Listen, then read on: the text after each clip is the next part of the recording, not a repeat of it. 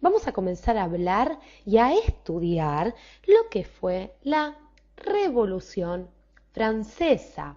Y de todos los temas de la historia, yo creo que la Revolución Francesa es uno de los que más nos va a entretener, si se quiere. Si bien todos los hechos son relevantes, como vamos viendo a lo largo de nuestros videos, la Revolución Francesa tiene ese no sé qué que llama la atención a todos los que nos acercamos a estudiar la historia mundial. Pero vamos a introducirnos de lleno ya mismo en lo que fue la Revolución Francesa y como vamos a estudiar cuáles fueron los hechos más importantes, debemos conocer cuáles fueron las causas para que la revolución estalle allí por el año 1789. Ahora bien, para conocer las causas nosotros nos tenemos que ubicar en el siglo XVIII, ¿sí?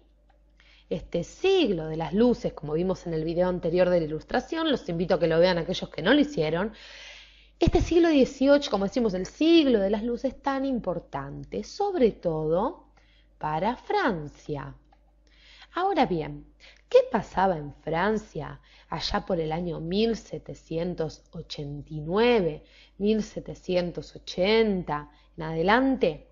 Llegarían al poder este señor que estamos viendo aquí, que era el rey de Francia para el año que estalló la revolución, llamado Luis XVI. Y Luis XVI no le decían Luis nada más, a Luis XVI le decían el bueno, porque pobre Luis XVI no era que era demasiado bondadoso, sino que no tenía carácter.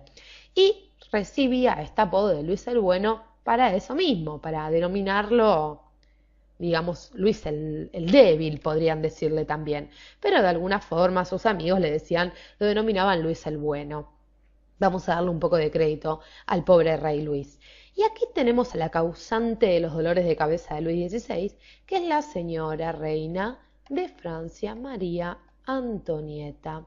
Y María Antonieta, como vemos ya su peinado nos lo dice todo, era una mujer muy extravagante, gastaba mucho dinero de la corona francesa, cosa que el pueblo no vería bien y el cual sería, si se quiere, una pequeña causa o gran causa para las mujeres del pueblo francés de aquel entonces para que estalle la revolución. Pero pasemos directamente ya a conocer un poquito cuál era la estructura social de Francia hacia 1789. ¿Sí? La estructura social. Primero recordemos que Francia estaba bajo una monarquía absolutista. Absolutista. Recordemos, como veíamos en el video del absolutismo, los invito a que lo vean a los que no lo vieron, que este absolutismo se basaba en la idea del derecho divino, derecho por el cual el rey sustentaba o fundamentaba su poder, ¿sí? Obtenía su poder de Dios directamente y por eso así deshacía, controlaba el ejército, los gremios, las funciones estatales, inclusive el rey estaba por encima de la ley. Estaba por encima de la ley. Muy bien. Cerrando esta idea de lo que era el absolutismo, recuerden, pueden ir a nuestro video del absolutismo para que les quede mucho más en claro. Volvamos a la Francia de 1789 y al aspecto social, a la estructura social de aquel entonces. Porque para poder comprender las causas de la Revolución Francesa, debemos conocer las clases o la división de clases que había en la sociedad. Por ende, vamos a hablar de la primer clase llamada clero. El clero era la clase más privilegiada. Más privilegiada. Para que se den una idea, el clero no pagaba impuestos, inclusive cobraba diezmo a los fieles. Cobraba un diezmo a los fieles. Y además eran los más cercanos al rey, ¿sí? De hecho, muchas veces lo ayudaban a tomar decisiones muy importantes. Aparte, recordemos que el rey quería la unidad religiosa en Francia. Pero bueno, esos son datitos que vamos agregando. Que nos queden claro entonces que el clero era la clase más privilegiada y cercana al rey. Y además que obtenían muchos regalos del rey e inclusive, repitamos, no pagaban impuestos los señores. Así que bueno, tenían para poder ahorrar. Luego venía la nobleza. nobleza. Y los nobles también eran una clase muy privilegiada. ¿Sí? ¿Por qué eran privilegiados? No solo porque ellos tenían ya propiedades y fortunas heredadas de las cuales vivían, sino que dentro de sus propiedades vivían los campesinos y ellos cobraban impuestos a los campesinos por ocupar sus tierras. Cobraban impuestos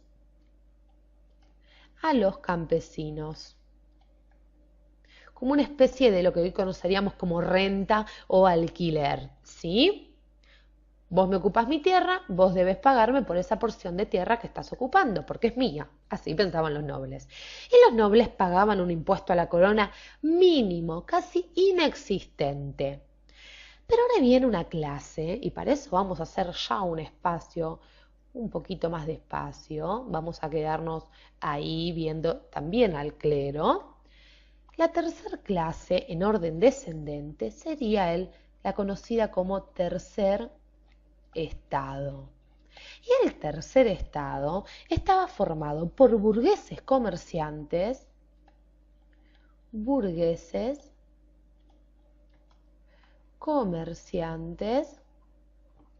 así como también por campesinos y obreros,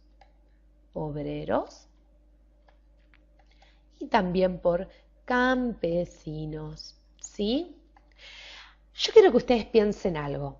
Francia para 1789 contaba con 26 millones de habitantes.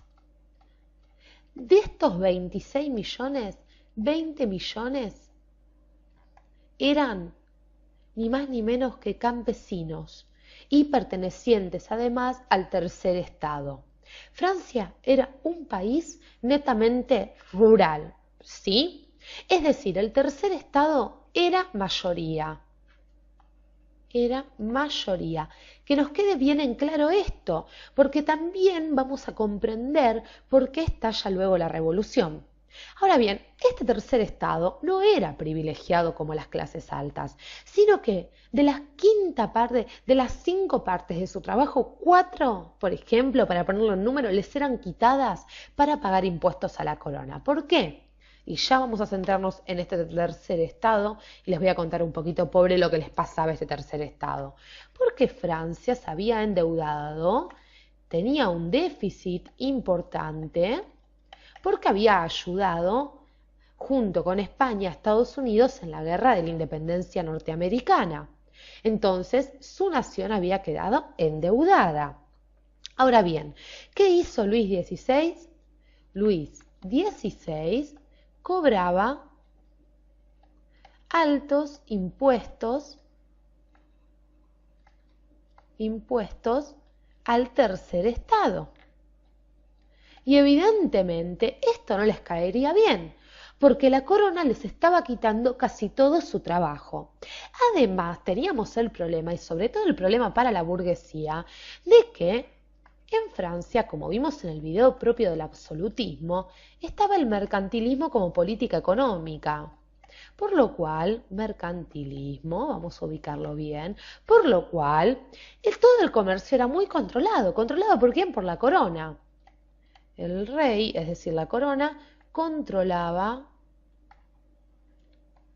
el comercio, controlaba la economía de Francia, puso barreras estrictas con respecto a barreras aduaneras muy estrictas, controlaba el ingreso y la salida de materia prima, las producciones, imponía altos impuestos. Entonces, también los burgueses no encontraban una libertad dentro de lo que era su propio oficio.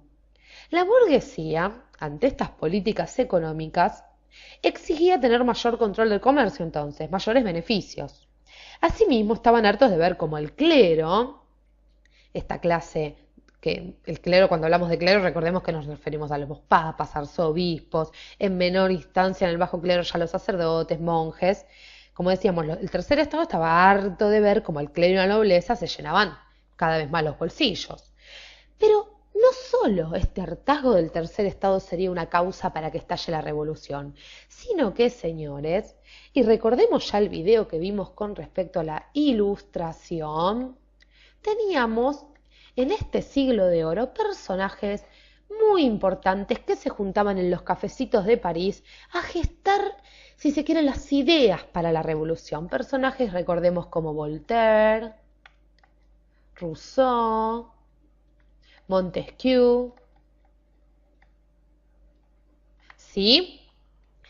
El demócrata Rousseau, Voltaire, Montesquieu van a, si se quiere, plantar la semilla, van a ser el factor intelectual para que la revolución se comience a gestar primero desde estos centros, de estos pequeños, digamos, reuniones que se formaban, y luego por medio de la propaganda, ¿sí? Empezaron a desparramar las ideas. ¿Y a qué se oponían? Recordemos, se oponían o criticaban el antiguo régimen, criticaban la monarquía, estaban hartos de ver la desigualdad que había en Francia para aquel entonces. Entonces tenemos este factor intelectual, tenemos la desigualdad de privilegios entre clases.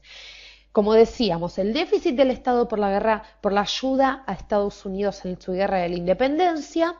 ¿Qué tenemos entonces? Tenemos el inicio de la revolución.